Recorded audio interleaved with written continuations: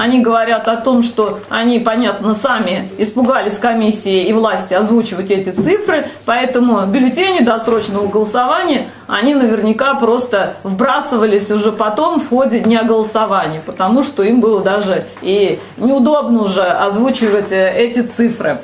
Вот. Но, значит, я хочу сказать, конечно, мы уже до конца приняли участие вот в этот раз в выборах, но на следующие выборы я не вижу, конечно, никакого резона, если будет сохранено досрочное голосование, участвовать в выборах. Вот. Я считаю, что фактически вот посредством этого досрочного голосования выборы фактически отменены, и участвовать вот в этом фарсе, в этом цирке, который называю под названием выборов, не имеет никакого смысла. Фактически я расцениваю это даже как захват власти, не иначе. И нам создавать легитимность этой власти своим участием, ну, я считаю, что мы как коммунисты просто не имеем морального права уже в таких выборах участвовать. Поэтому мы, конечно, у нас все было очень сложно, поэтому провели большую работу, поэтому надо было пройти до конца и все-таки посмотреть, что собой представляет эта кампания. Но сейчас, я думаю, вот буквально в ближайшее время мы должны начать кампанию, конечно, на уровне партии и с объединением там патриотических сил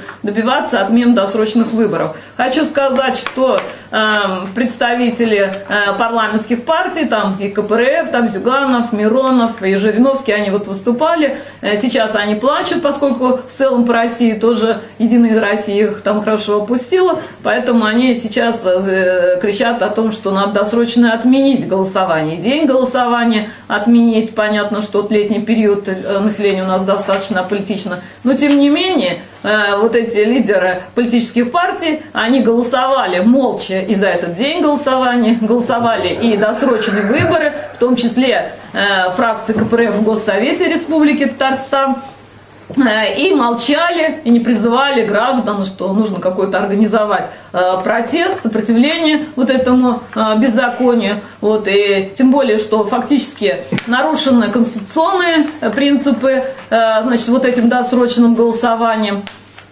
Считайте, у нас ведь принципы выбора добровольные, свободные, значит, открытые, гласные. Вот эти все принципы, они конституционные и законные в соответствии с федеральным законом об основных гарантиях прав и с избирательным кодексом, в соответствии с избирательным кодексом Республики Татарстан. Вот. Но все эти принципы нарушены. Это однозначно.